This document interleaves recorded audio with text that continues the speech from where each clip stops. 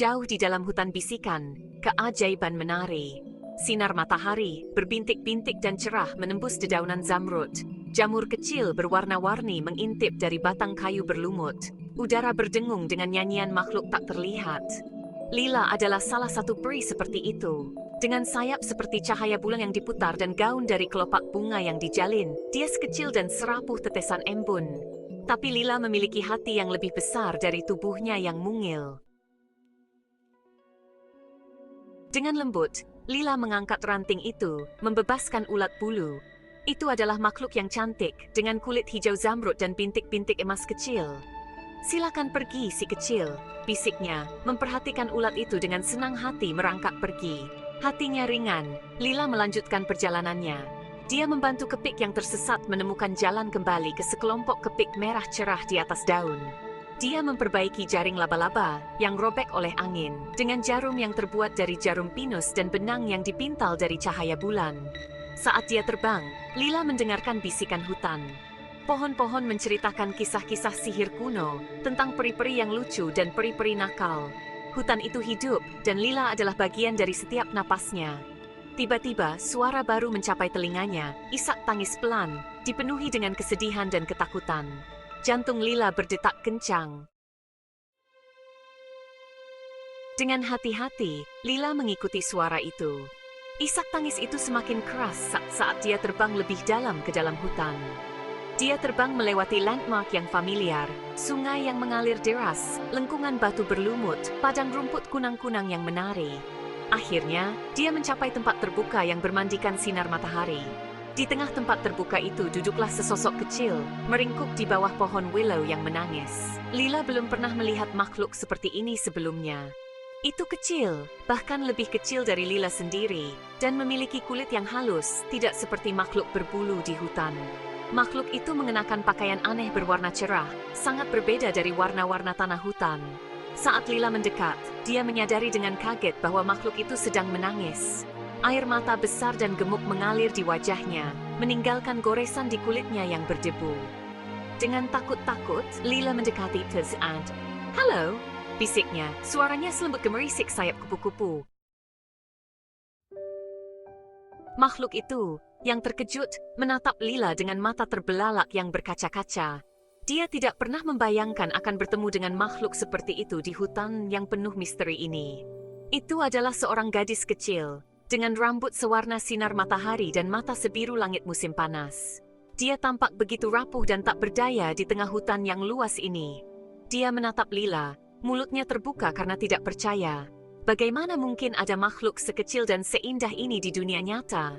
Dia belum pernah melihat sesuatu yang begitu kecil dan berkilau, dengan sayap seperti cahaya bulan. Sayap itu tampak begitu rapuh namun kuat, memancarkan cahaya lembut yang menerangi malam. "Jangan takut," bisik Lila, melayang di luar jangkauan. Suaranya lembut dan menenangkan, seperti angin sepoi-sepoi yang menyapu dedaunan. "Aku tidak akan menyakitimu. Ada apa? Mengapa kamu menangis?" Lila bertanya dengan penuh perhatian, matanya memancarkan kasih sayang. Aku tidak dapat menemukan jalan pulang," dia tergagap. Suaranya penuh dengan ketakutan dan kebingungan, membuat Lila merasa iba. "Jangan khawatir," kata Lila, suaranya tegas meskipun tubuhnya kecil. "Aku tahu hutan ini seperti punggung tanganku. Aku akan membantumu menemukan jalan pulang." Lila berusaha memberikan rasa aman kepada gadis kecil itu. Hati Lila tenggelam. Dia tahu betapa menakutkannya tersesat di hutan ini, terutama bagi seorang anak kecil. Gadis kecil itu tersesat dan sendirian di hutan, tempat yang ajaib dan berbahaya bagi mereka yang tidak mengetahui rahasianya. Hutan ini penuh dengan keajaiban, tetapi juga penuh dengan bahaya yang tersembunyi. Gadis kecil itu tersesat dan sendirian di hutan, tempat yang ajaib dan berbahaya bagi mereka yang tidak mengetahui rahasianya. Dia merasa sangat takut dan tidak tahu harus berbuat apa. Gadis kecil itu diyakinkan oleh nada percaya diri Lila, menyeka air matanya dengan punggung tangannya. Dia mulai merasa sedikit lebih tenang. "Benarkah?" bisiknya, secercah harapan menyala Jai. Dia ingin seraya Lila membantunya. Lila mengangguk, kilat tekad di matanya sendiri. Dia bertekad untuk membantu gadis kecil ini menemukan jalan pulang. "Tapi pertama-tama," katanya, "aku perlu mengambilkanmu sesuatu untuk dimakan. Kamu pasti lapar." Lila tahu bahwa gadis kecil itu membutuhkan kekuatan untuk perjalanan pulang. Lila terbang ke arah pohon terdekat, mencari buah-buahan yang bisa dimakan. Dia ingin memastikan gadis kecil itu mendapatkan makanan yang cukup untuk mengembalikan energinya. Setelah mengumpulkan beberapa buah, Lila kembali dan menyerahkan keranjang kecil berisi buah-buahan kepada gadis kecil itu. Ini, Mara. Kamu merasa lebih baik setelah makan, katanya dengan senyum lembut. Lila memimpin gadis kecil itu, yang dia ketahui bernama Lily, melalui jalan setapak yang berkelok-kelok di hutan bisikan. Lily, ketakutan awalnya terlupakan, mengagumi keajaiban hutan. Dia terkesiap melihat tupai yang bisa berbicara, terkikik melihat tingkah laku peri-peri nakal, dan mengulurkan tangan untuk menyentuh sayap halus kupu-kupu yang lewat. Lila, yang akrab dengan setiap liku dan belokan hutan, membawa Lily ke hutan rahasia tempat buah beri liar tumbuh berlimpah. Lily, perutnya keroncongan, dengan bersemangat memetik buah beri yang montok itu. Wajahnya ternoda oleh sarinya. Saat mereka makan, Lila mengetahui bahwa Lily telah berjalan terlalu jauh dari rumahnya, terpikat oleh keindahan seekor kupu-kupu. Dia mengikutinya jauh ke dalam hutan, hanya untuk menemukan dirinya tersesat tanpa harapan. Ketakutan telah mencengkeram hatinya, tetapi kebaikan Lila telah menghidupkan kembali percikan harapan di dalam dirinya. Dengan rasa lapar mereka terpuaskan, Lila membawa Lily menuju jantung Tedayan. Di sana mengalir meleping tayar sungai ajaib. Sungai ajaib berkilauan di bawah sinar matahari.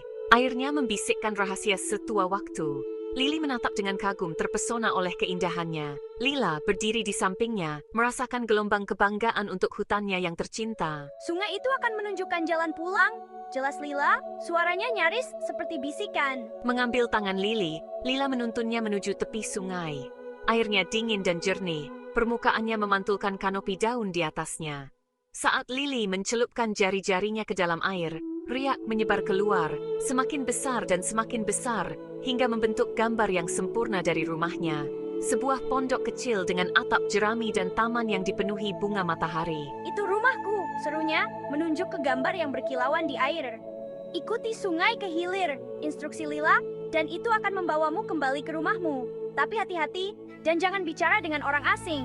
Lily ketakut terbelia terant feses.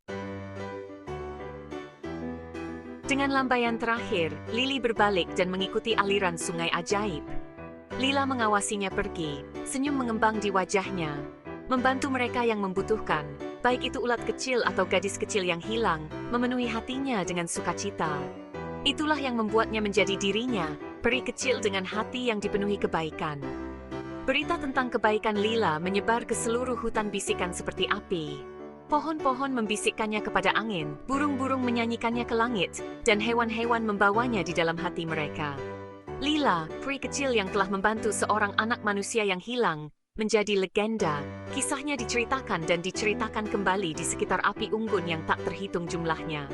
Ratu Peri, mendengar tentang keberanian dan kebaikan Lila, memanggilnya ke jantung dunia peri. Di sana, dalam sebuah upacara yang dihadiri oleh semua makhluk di hutan, Lila dihadiahi buah pinus emas kecil. Maka Lila terus menyebarkan kebaikannya ke seluruh hutan bisikan, membuktikan bahwa bahkan makhluk terkecil pun dapat memiliki hati yang terbesar.